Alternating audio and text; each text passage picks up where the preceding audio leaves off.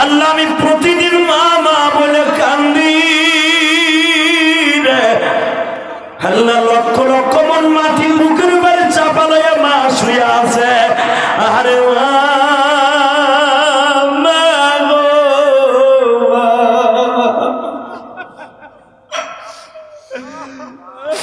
আল্লাহ দেখো আমার কমিটির বাইরে ডাইনে বামে কান্দে,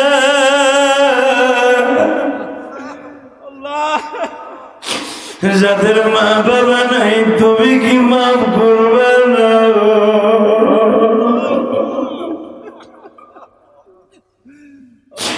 আমি স্টেজে বসার পরে কমিটির একজন বলে ওদের মা বাবার ওয়াজ করবেন। ও আমার ভাইরা, আমি মায়ের ওয়াজ কি করবো? আমারই তো মা নাই।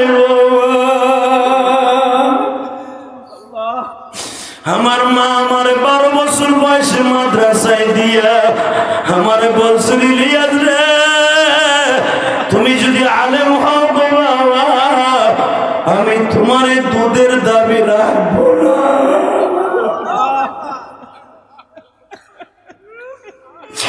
মুসা নবী নবীরে বলছিল, নবী আমার মা আমার দুধের দাবি ছেড়ে দিছে, এই জন্য মা বেতন নিছে। আরে পৃথিবীর কোন মা তো বেতন নেয় নাই। আরে মায়ের দুধের দাবি কি দিয়া সারাবিরে উল্লা পাড়ার যুবক আজকে 30শে জানুয়ারি চিল্লাবার কান্না, মায়ের দুধের দাবি চোখের পানি দিয়ে এখন ছুটাবি। আমার মা আমাকে 12 বছর বয়সে বলছিল, ইলিয়াস রে তুমি যদি আলেম হও গো বাবা, আমি তোমার দুধের দাবিটা ছেড়ে দিব।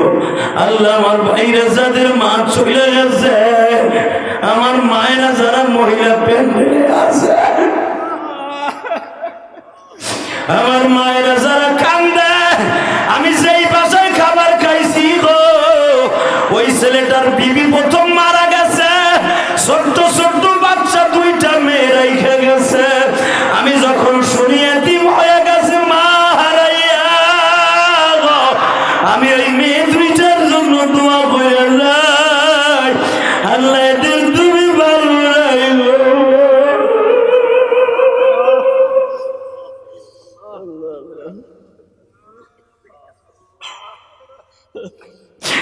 আমার মা আমার 12 বছর বয়সে বলিয়া যাইনি, জীবনে কোনোদিন মাদ্রাসাটা ছাড়িস না বাবা। আমি মা যদি চলিয়া যাই, বাসায় এসে আমার কবরের কাছে দাঁড়াই একটু কাঁদবি। ও আমার উপজেলার ভাই চেয়ারম্যান ভাই, সভাপতি ভাই, আপনাদের তো মা আছে, আপনি আমার কষ্ট কি বুঝবেন? 12 বছর বয়সে যারা আমার মতো মা হারাইছেন, দাড়ি পাকা বাঁচান যারা মা হারাইছেন, তারা আমার দরদ কিছুটা বুঝবেন। মাদ্রাসার থেকে যখন আসতাম, আমার চাষিরা আমার মামি মনে ভাবতাম, আমার চাষি যদি এই শীতের দিনে আমার 2টা পিঠা দিত আমি খাইতাম। কিন্তু বাবা ওই দুঃখ কাউরে বলতে পারি নাই। আজকে ওয়াজের মাধ্যমে বলে দিয়ে যাই রে যুবক, তোর ইলিয়াসুর রহমান জিহাদি ভাই কম কষ্টে আলেম হয় নাই গো। আমি যখন মাদ্রাসায় কোটালীপাড়া, মানে প্রধানমন্ত্রীর এক আসন, কোটালীপাড়া টুঙ্গিপাড়া হলো 2য় আসন, মানে প্রধানমন্ত্রী যেখান থেকে প্রধানমন্ত্রী যেখানে ভোট নিয়ে ওই মাদ্রাসায় আমি পড়তাম বাবা, কোটালীপাড়া। আমি দেখতাম গ্রামের অনেক মা চিতই পিঠা গোশ বানাইয়া মাদ্রাসা বোর্ডিং এ বসিয়া ছেলেদেরকে কোলে বসে খাওয়াইতো। এই মাদ্রাসায় দেখবেন অনেক মা আছে টিফিন কারি বাটিতে এসে সন্তানদের খাওয়াই দিয়ে যায়। ওই জামানায় আরো বেশি ছিল। আমি দূরে দাঁড়ায় দেখতাম আর কাঁদতাম, মা গো তুই আমারে কেন চাইরে গেলি মা, আমারে তো কেউ পিঠা খাওয়ায় না। আল্লাহুম্মা সাল্লি আলা মুহাম্মাদি ওয়া আলা আলি মুহাম্মাদ কামা সাল্লাইতা আলা ইব্রাহিম وعلى آل إبراهيم إنك حميد مجيد। নামাজ পড়লে কে খুশি হয়? এই আল্লাহ নামাজ পড়লে মাগরিবের পরের থেকে নিয়ে পর্যন্ত অনেক উলামা একরাম কথা বলেছে, আপনাকে মুখ দিয়ে সুবহানাল্লাহ একবার আমি শুনি।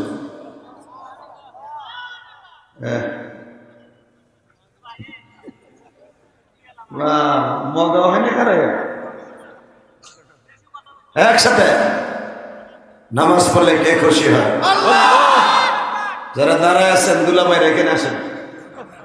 এই যে দুলাভাই বলো হয় বহনা যাও, কালেকশন হয়ে গেছে, তোমাকে লাগবে না, যাও বসতে বলছি। এই ভলান্টিয়ারে নাই, একটা লোক দাঁড়ায় থাকতে পারবে না এখানে, একজনও না। হয়তো থাকবে না ভাগবে সিদ্ধান্ত নেই।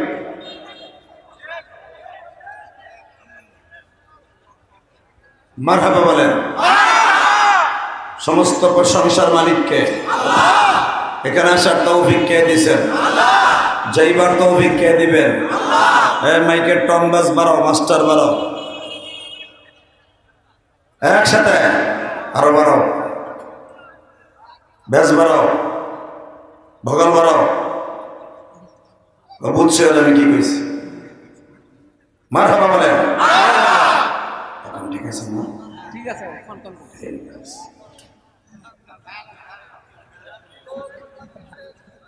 আল্লাহু আকবার জোরে বলেন তো। সর্বময় ক্ষমতার মালিক কে? এখানে আসার তৌফিক কে দিবেন?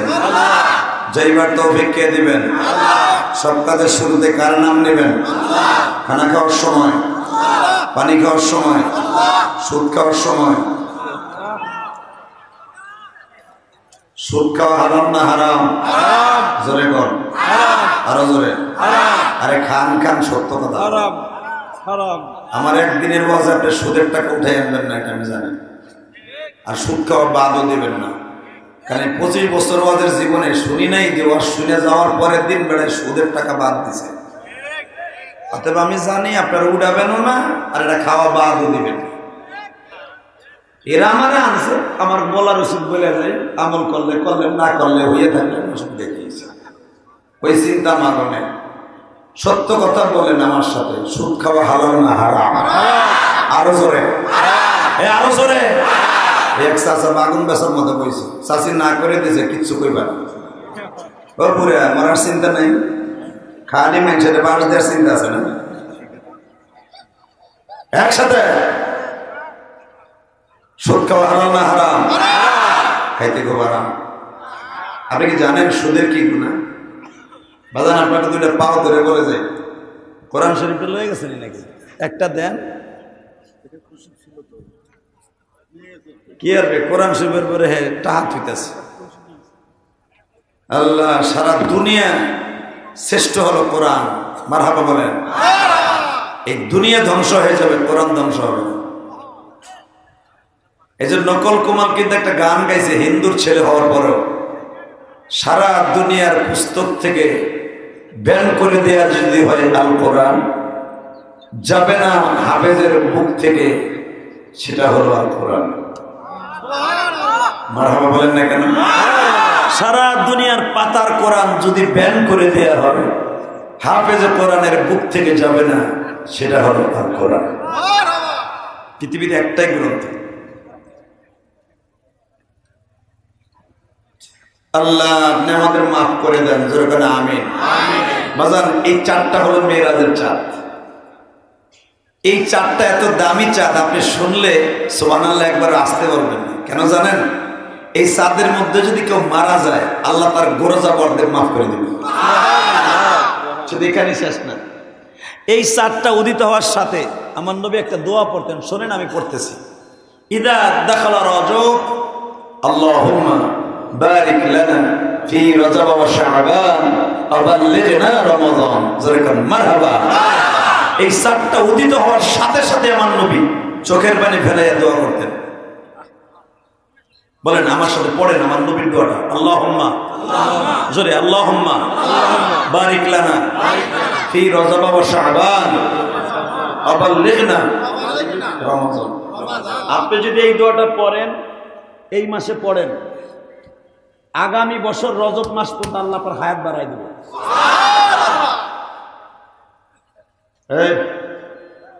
কথা বলা যাবে না, একটা আওয়াজ করা যাবে না। বাজান, তাহলে এই দোয়াটা পড়লে লাভ না লস?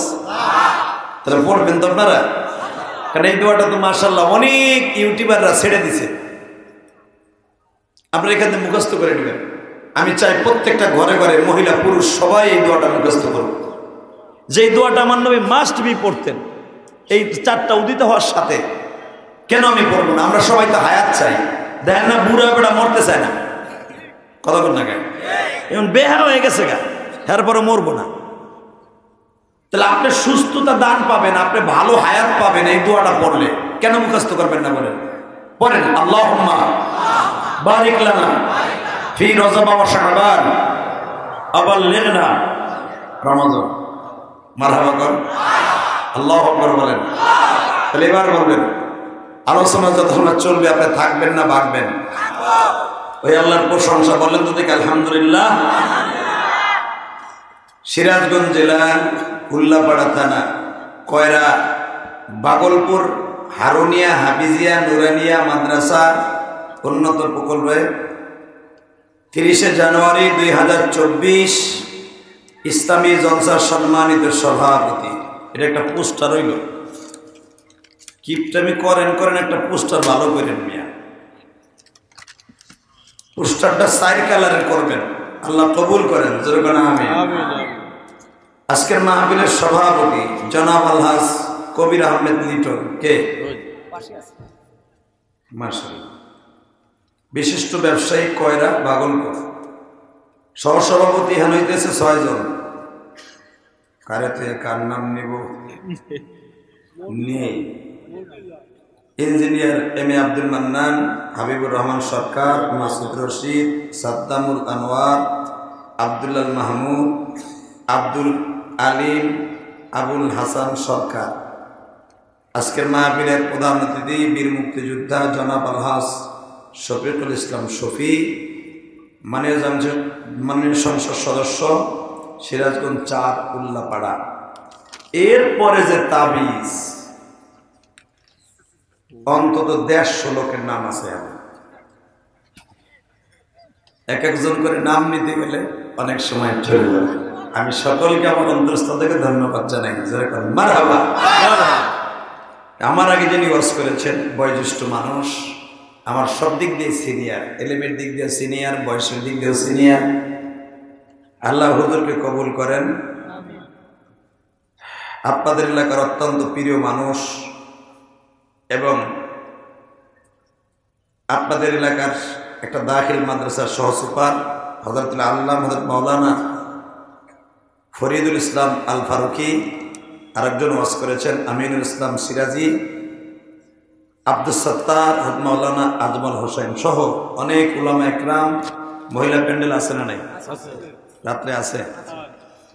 পঞ্চায়েত পৃষ্ঠে আশেপাশে বসে আছেন আমার হযরত উলামা একরাম, আজিজ তলাবা, বিশেষ করে এই মাদ্রাসার মুহতামি এবং ছাত্র ভাইরা, এবং পর্দার ভিতরে বসে বসে শুনতেছেন এবং আমার মনে হয় দেখতেছেন। না? হ্যাঁ সান্দু, ওই ঠ্যাং দেয় আমি বুঝছি। ও আবার আমার কি দেখাস? বর্তমানে বিদাত যে কি চালু করলো আল্লাহ ভালো জানে। আমার দেখতেছেন আর শুনতেছেন আমার মা ও বোনেরা। এখন আর কোনো জিনিসের এখন যদি পর্দার বাইরে থাকতাম আমি কি করতেছি এগুলো মহিলারা দেখতো না। এখন একটা বেশ কি দিলে ভেড়া বই বই দেখ কথা কর না। পুরুষে যেমনি দেখতেছে মহিলারা এমনি দেখতেছে। কিয়ামত পর্যন্ত এইভাবে পর্দায় সরাসরি দেখা কোনোদিন জায়েজ নেই। যদি দেখা এইভাবে জায়েজ থাকতো তাহলে আমার সামনে বসা জায়েজ থাকতো। আল্লাহ আমাদের সবাইকে হেদায়েত নসিব করেন। জোরে কর আমিন। আরো জোরে কর। এই আস্তে কথা কন। আমিন জোরে বলবেন, হেদায়েত পাই এই মাঠের দিকে যাবেন। জোরে বলেন তো আল্লাহুম্মা আমিন। এবার বলবেন, যত শক্তি আছে মুসলমান এমন একটা শব্দ দুনিয়ায় কোনোদিন মুসলমান কারো সামনে মাথা নত করে না। কিসের নেতা, কিসের হোতা, কিসের জোতা, এগুলা মুসলমান পরোয়া করে না। ঠিক না? আমরা হলাম নামে মুসলমান মাগার কামে খালি। ঠিক না? ঠিক। তবে সিরাজগঞ্জের মুসলমান, আমি গোপালগঞ্জের মুসলমান। আপনার বাড়ি সিরাজগঞ্জ, আমার বাড়ি গোপালগঞ্জ। 2 গঞ্জে মিল আছে, দেখবো আজকে কার কত জোর আছে। রেডি? লিল্লাহি তাকবীর, লিল্লাহি তাকবীর। দিন ইসলাম, দিন ইসলাম। এই হলো সিরাজগঞ্জের আওয়াজ। আমি তো জানি সিরাজগঞ্জের মানুষ পাক্কা মুসলমান, কোন ডুপ্লিকেট না। ওরার টিম আছে, ওই হলো আওয়াজ। একসাথে রেডি। দিন ইসলাম, দিন ইসলাম। আল কোরআনের আলো সারা বিশ্বে জ্বলো। আমার নেতা তোমার নেতা, আমার নেতা তোমার নেতা। লিল্লাহি তাকবীর, লিল্লাহি তাকবীর। এরকম তাকবীর মাঝে মাঝে দিতে পারবেন না? আল্লাহ যেন কবুল করেন। এই তাকবীরটা যদি কেউ দেয়, বিশ্বাস করেন ওই মানুষের মনের ভিতরে আল্লাহ তার মৃত্যুর আগ পর্যন্ত কোনো শয়তানে কোনোদিন বাসা বাঁধতে পারবে না। এই পৃথিবীতে সর্বপ্রথম তাকবীর শিখাইছেন হযরত ওমর। সর্বপ্রথম ওমর। মারহাবা, আল্লাহু আকবার বলেন। যদি দারুন নাদওয়ার মধ্যে বসে পরামর্শ হলো, দারুন নাদওয়া আপনারা বুঝবেন না, আমাদের এলাকায় ক্লাবঘর আছে না, ক্লাবঘর। আর আমাদের বাংলাদেশে একটা মন্ত্রী এমপিরা বসে যেখানে পরামর্শ করে, ওই জায়গাটার নাম কি? জাতীয় সংসদ ভবন, তাই না? ভবন মানে একটা ঘর, জাতীয় মানে সারা বাংলাদেশের মানুষের মূল কেন্দ্রবিন্দু, যেখানে বসে সারা বাংলাদেশের বড় বড় যাদেরকে আমরা মাথায় রাখছি, যে আপনাদের শফিকুল ইসলাম সাহেব, উনি বক্তব্য দিবেন, আপনারা সারা দুনিয়ার মানুষ দেখবেন। ঠিক মক্কায় এমন একটা সংসদ ছিল, এই জায়গাটার নাম ছিল দারুন নাদওয়া। এখনো পর্যন্ত কাবা ঘরের মধ্যে এই জায়গাটা আছে। তো এই দারুন নাদওয়ার মধ্যে বসে সবাই পরামর্শ করলো। পরামর্শের ভিতরে সভাপতি হলো উতবা বিন রুবিয়া। কি নাম? নামটা ভালো করে শয়তানরে দেখবেন না কিয়ামতের মাঠে। এই দুনিয়ায় যারা আমার নবীর গালি দেবে, প্রত্যেকটা শয়তানরা কিয়ামতের মাঠে দেখতে পারবেন।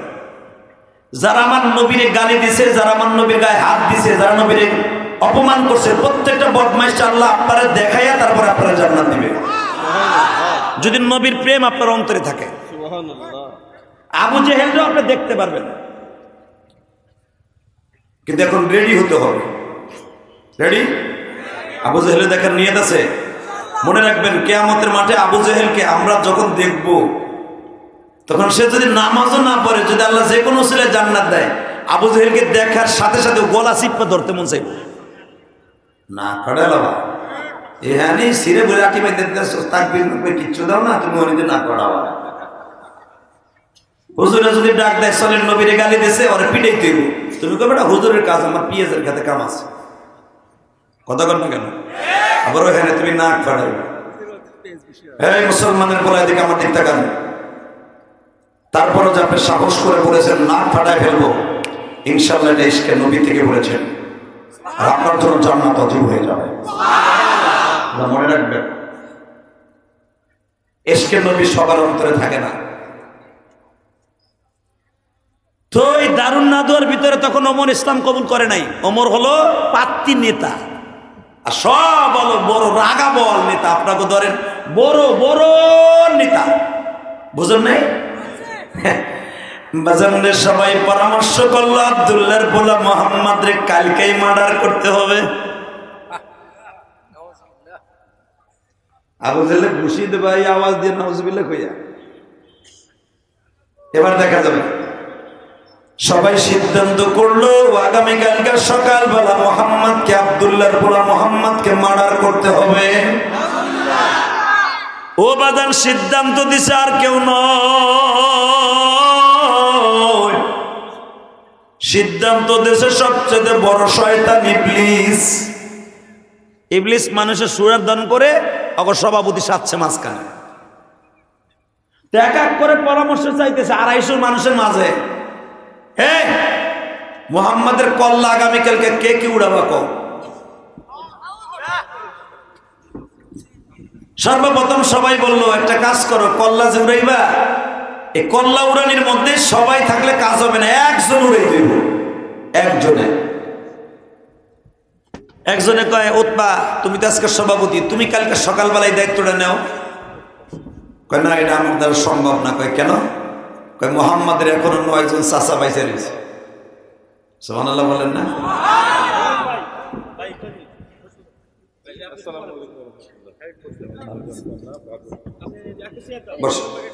আরে ভাই তাড়াতাড়ি সিটিং করে দাও, কথা কম যাবে না, খালি হোড়র হোড়র হোড়র নেতাগিরি দেয়।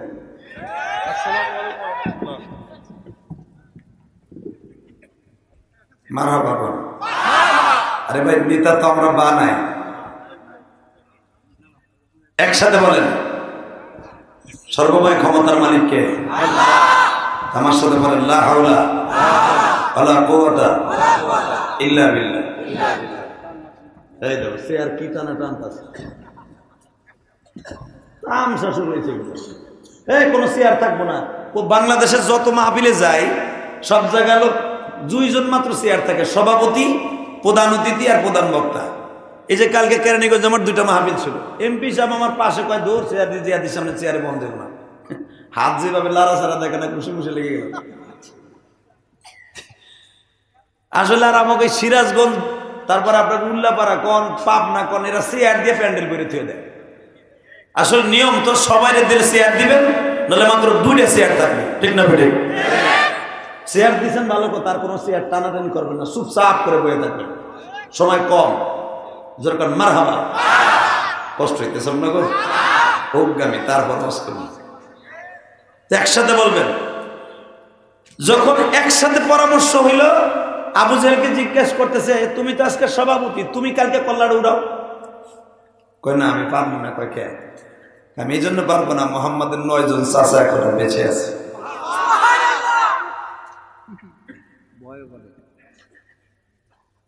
একটু পরে বলে সাহেবা তুমি? ভাই আমার সব কিছু ভাল লাগে, আর কল্লা উড়াই তো আমি পারবো, কিন্তু সামনে যে কূপটা দেবো এটা পারবো না। কারণ লোকটা দেখলাম আমার খুব মায়া লাগে, এখন কাঁদবেন। আমার নবীর চেহারার মধ্যে এমন মধু ছিল বাবা, একবার যে দেখতো সে কাফের হইল, জীবনে নবীর চেহারাটা বলতো না, এত মায়া ছিল আমার নবীর চেহারা।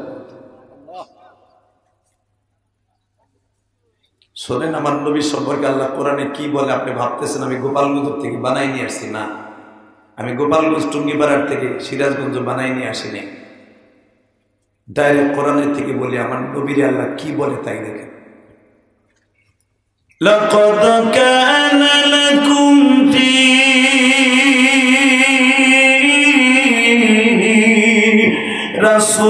রাসূলিল্লাহি উসওয়াতুন হাসানাতুন লিমান কানা ইয়ারজুল্লাহ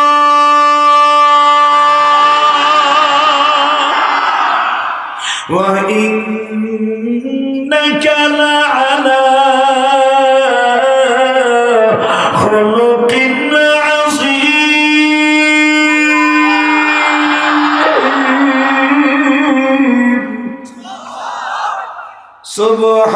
সুবহানাল্লাযী আসরা বি'আবদিহি লাইলান মিনাল মাসজিদিল হারাম ইলাল মাসজিদিল আকসাল্লাযী বারাকনা হাওলাহু লিনুরিয়াহু মিন আয়াতিনা ইন্নাহু হুয়াস সামিউল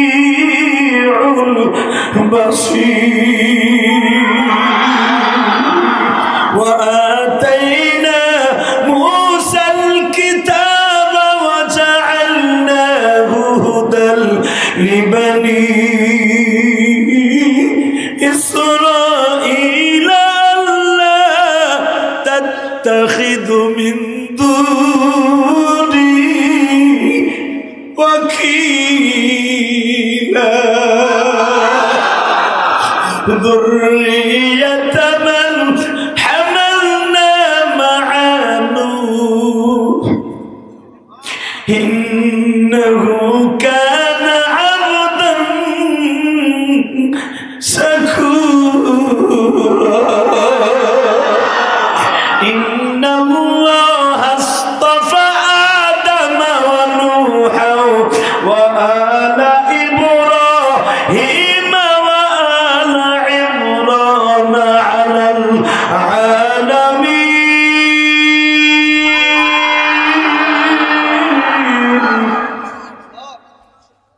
আর কত বলবো আমার নবীর প্রশংসা বলো। যদি এই আয়াতগুলো আমি মক্কায় পড়তাম, তোমার মতো যুবক পাগল হয়েছিল। তো কেন নবীর শানে আয়াতগুলো এক জায়গায় করা চারটাখানি কথা না, এই আয়াতগুলো এক জায়গায় না, এগুলো নবীর শানে এক জায়গায় করে তেলাওয়াত করা। এই পণ্ডিত তুমি বল, এই পণ্ডিত বল, তুই পণ্ডিতের গুল্লি মারি মগা ওটা বুঝা, আর পণ্ডিত আর নেতাগিরি মারাইতেছে লোক সেট করে দেন পাগল ছাগল ওর নেতাগিরি দেয় বহে ও বহে তুই খারাপ বয় হবে তুই বহান মগা এবারে বহাদি ধাক্কায় নলি রস করবো নাকি তোর বহাগে এবারে বহায় না গায়ে ওর লুঙ্গি ধরে টাইনে বহাতো মানুষের ডিস্টার্ব করে মগা। আল্লাহ হেফাজত করেন দরকার আমিন। বাজান ওয়াজ করা অনেক কষ্ট, ঠিক না বেটি? আপনি কি ভাবেন ওয়াজ করা খুব সহজ? এত সহজ নাই। হাজার হাজার মানুষ, এই যে দামি দামি মানুষ, উপজেলার ভাইস চেয়ারম্যান বসা, সভাপতি বসা, এরা আমার সাথে অনেক দামি অন্য দিক দিয়ে, আবার আমি আমার দিক দিয়ে তাগো চাইতে কোটি কোটি গুণ দামি। কথা বল না কেন? এখানে উপজেলার চেয়ারম্যান আইসে, আমি আহি নাই, চাইরানার দামও নাই বেটা। ও ৬০ জন লোক এখানে থাকবো না, থাকবো কমিটির ৬০ জন বইয়া থাকবো, আমি নাই। কথা বল না কেন? তাহলে আজকের চিফ গেস্ট হলাম আমি। আমারে ডিস্টার্ব করলে তোমাকে সব জায়গায় ডিস্টার্ব করবে। কষ্ট হইতেছে? এবার রেডি হনে বাবা। উতবাবিন রুবিয়া কয় এ তো তুই পারবি না সাহেবা, তুই তো অনেক মুজাহিদ, তুই তো একটা তরবারি হাতে থাকলে ২০ জন পোলার লাগে একা বুঝোস, তুই তুই তুই তুই কল্লাটা উড়া। কই আমি যেটা কল্লা উড়া দেখলি আমার মায়া লাগে। কয় তাহলে তোর দ্বারা সম্ভব না, এই ডাকাইতের পাঠ তোরে দেন দেব। সব সিদ্ধান্ত শেষ, ২৫০ লাস্টে আবু জাহিলের কাছে সিদ্ধান্ত আসলো, নেতা তুমি মারো। না আমি পারবো না। এবার একটা আওয়াজ দিবেন, আপনার জীবনে কোনোদিন আওয়াজ দেন নাই। হঠাৎ করে ওই মাহফিলের কর্নার থেকে ৩৫ বছরের একটা যুবক লাফ দিয়ে দাঁড়ায় বলে আমি উড়াবো। নাম তার ওমর ইবনে খাত্তাব। শয়তান দলের সভাপতি যখনই বলছে আমি উড়াবো কল্লাটা, তাকায় দেখে আর কেউ নাই, খাত্তাবের বেটা ওমর। শয়তান কয় তোমার দ্বারাই সম্ভব, কারণ তো মানুষের ভেষ ধরে আসছে। আবু জাহেল কয় ভাতিজা তুমি যদি উড়াইতে পারো, আমি আমার নিজের খামার থেকে, উটের খামার থেকে ১০০ উট পুরস্কার দেব। আর নাউজুবিল্লাহ বোর খেতার মধ্যে যে কই এখানে বাবা কামা, এখানে করলে তো অসুবিধা। এবার আওয়াজ হবে, নবীর এই মৃত্যুর কথা শুনে, মারার কথা শুনে নাউজুবিল্লাহ জোরে বলবেন জীবনে হাড়ের রোগ হবে না। আমি ইলিয়াস রহমান জিহাদি বলে গেলাম, জীবনে হাড়ের রোগ হবে না, হাড়ের রোগ হবে না। মিয়া আজকে নবীরে তোমার বাংলাদেশে গালি দেয় লুচ্চা কইয়া, নবীরে গালি দেয় সন্ত্রাসী বলে, তোমার টনক লড়ে না। বঙ্গবন্ধুরে গালি দিলে তোমার মাথায় রক্ত উঠে, জিয়াউর রহমানরে গালি দিলে রক্ত উঠে, আলেমরে গালি দিলে কোনো কষ্ট লাগে না। এই আসাদুরের মতো একটা কুলাঙ্গা, যার জন্মের ঠিক আছে নাকি জানি না, আমার নবীর মক্কার ডাকাইত বলে, আমার নবীর পরীক্ষার মাস্টার বলে, আমার নবী বেঁচে থাকলে ফাঁসির মঞ্চে ঝুলাইতো, এরকম নাস্তিক যদি সিরাজগঞ্জে জন্ম নেয়, ওর জায়গায় মাইরা ফেলবো, জায়গায় মারার করবো। কাকারা জিয়াস আল্লাহকে তো হাত উঠায়।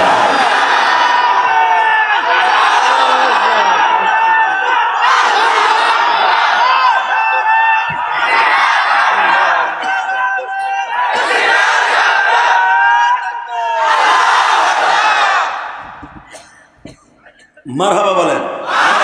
একটা জাকি দিলাম আর কি, আমি ইলেকশন করতে পরে আসবো না, দেখলাম ইমান এখনো আছে না গেছে। এই আজকে হামাসের কাছে অস্ত্র নাই, ফিলিস্তিনি মুসলমানের কাছে কোনো অস্ত্র নাই, তাদের সবচাইতে বড়